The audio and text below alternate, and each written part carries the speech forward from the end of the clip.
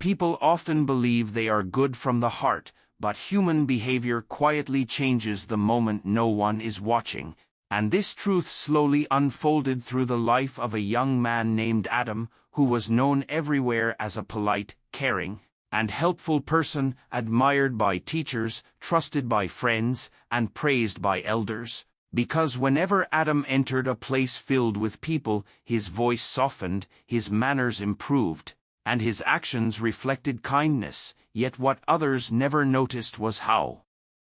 deeply his behavior depended on attention, because the same Adam became silent, careless, and emotionally distant when the crowd disappeared, and he never questioned this difference because society had taught him that image mattered more than intention, and being seen doing good mattered more than quietly being good. So Adam grew up performing kindness as if it were a role he had mastered, receiving smiles, compliments, and respect in return, which slowly trained his mind to associate goodness with reward, until one quiet afternoon after school changed something inside him. When the long hallways were empty and the usual noise had faded, and a small boy slipped near the stairs, falling hard as his books scattered and his eyes filled with tears, and Adam saw everything clearly, heard the boy's soft cry, felt a pause in his steps, yet noticed something missing, because there were no teachers nearby, no friends around, and no audience to witness the moment, and after a brief hesitation, Adam chose to walk away, convincing himself the boy would manage, but that simple decision followed him home, replaying in his mind later that night when silence replaced distraction, forcing him to face a question he had avoided for years: whether his kindness was real or just a performance shaped by fear of judgment and hunger for approval. And as days passed, Adam began observing people more closely, noticing how students suddenly behaved when teachers entered, how coworkers followed rules only under supervision, how friends acted loyal in public but cruel in private messages, and how people rushed to help only when someone was watching, and this pattern revealed something uncomfortable: that being observed creates pressure, pressure creates performance, and performance creates an illusion of morality, while real morality demands consistency even in isolation. And psychologists explain this by saying humans are social beings who depend on acceptance for survival, so the brain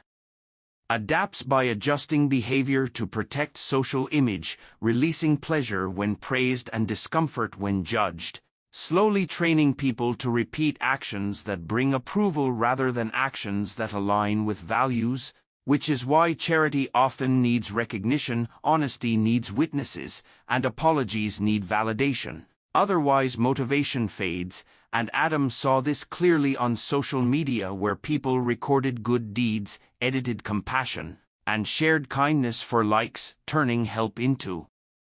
content and morality into currency, where the audience became the reason rather than the result. And this realization unsettled him because he could no longer deny his own role in the same system, performing goodness under light and withdrawing under darkness. And one evening he decided to test himself by acting differently, choosing to help when no one was around, cleaning a hallway early in the morning, returning a lost wallet anonymously, and helping a struggling classmate without telling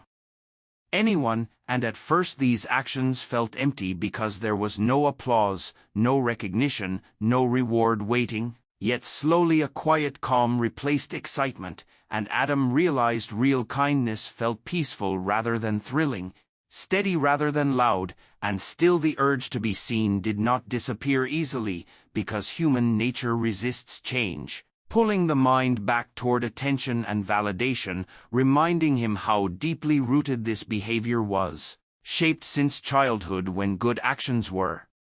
rewarded and mistakes were punished, teaching people to act right not because it was right but because it was noticed. And Adam understood then that most people were not cruel but conditioned, trained to survive socially rather than live honestly, wearing masks to earn love, safety, and respect. and he wondered what kind of world would exist if no one could see anyone else. How many people would still choose kindness without an audience, and that thought marked the beginning of an inner conflict that would push him toward a deeper truth about human behavior, a truth that would only fully reveal itself in what happened next.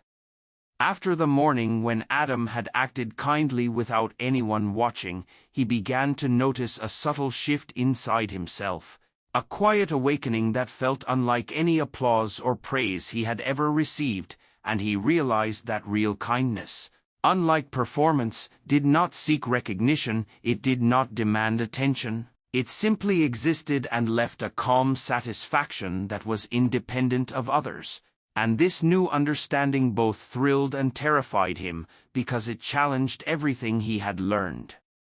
about human behavior and about himself. For years he had measured goodness by how others reacted, by the smiles, the respect, the admiration, the comments, and the subtle nods that society provided as a reward. Yet now, he was discovering that actions could have value even if no one ever noticed them. And that realization forced him to confront a deeper question. What kind of person was he if all the times he had performed kindness for approval were removed from his memory? Would he still be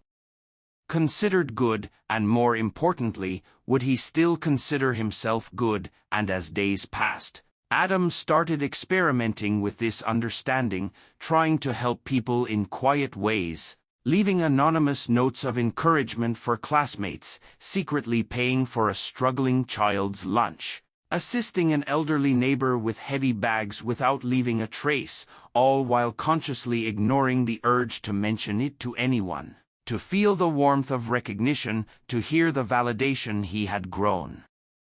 addicted to. And at first, these actions felt strange, almost meaningless, because there was no immediate feedback, no external reward. Yet gradually, he noticed a new kind of joy rising inside him, a joy that was steady, unshakable, and more fulfilling than applause or attention. And Adam realized that human behavior could be trained, that people could recondition themselves to value internal satisfaction over external validation. Yet he also understood how rare this was, because the world